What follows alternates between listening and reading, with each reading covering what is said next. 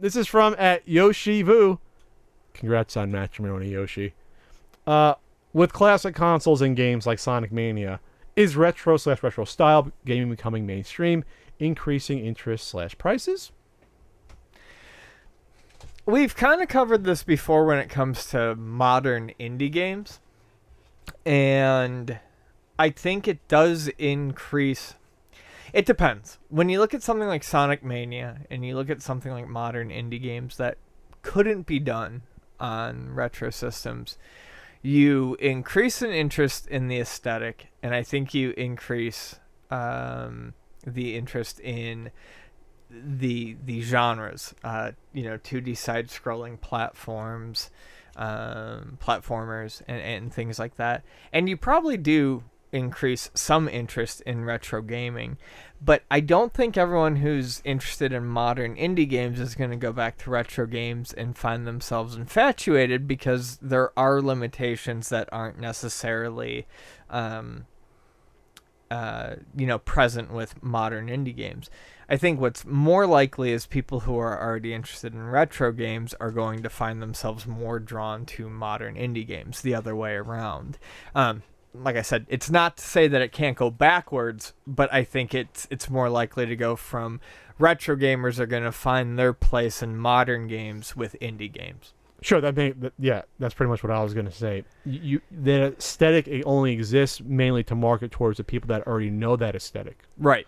You're not going to... It'd be a lot harder to attract someone that's used to playing first-person shooters to all of a sudden play, I'm going to play Sonic Mania out of nowhere.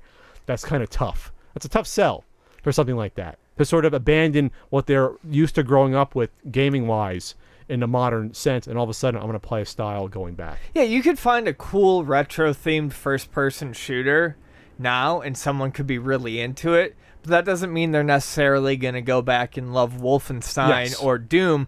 But if someone really loved Wolfenstein or Doom and you find them a really cool modern first-person shooter with a retro aesthetic, yeah, they're probably going to like that a lot. Yeah, I wish there was market research for games like this to really look at, okay, is this your first game in the franchise? Is this your third? Have you been there for 20 years? I'd be really curious to see what that actually looked at. I would love to see how many percentage of people would be like, oh, this is the first Sonic game I ever played. It looked cool, so I got it. Yeah, that would be interesting. It'd be interesting. I guarantee it's below 10%. Although, I think it's interesting that it brings up Sonic Mania, because Sonic Mania, despite being 60 frames per second and very smooth and very pretty, does actually play a lot like the older Sonic games. So there is probably more of a direct link between someone enjoying Sonic Mania and being able to go back to the Genesis and enjoy Sonic 3 and Knuckles.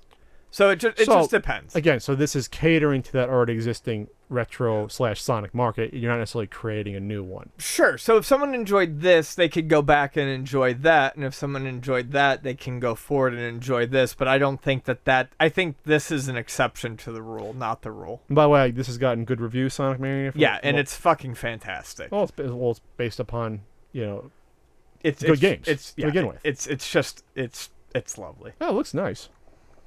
It's so pretty. You think Pat the NES Punk would ever play a Sonic the Hedgehog at all? I don't know, but if you were going to, this is a good one to do. You've got to switch. I'm just throwing that out there.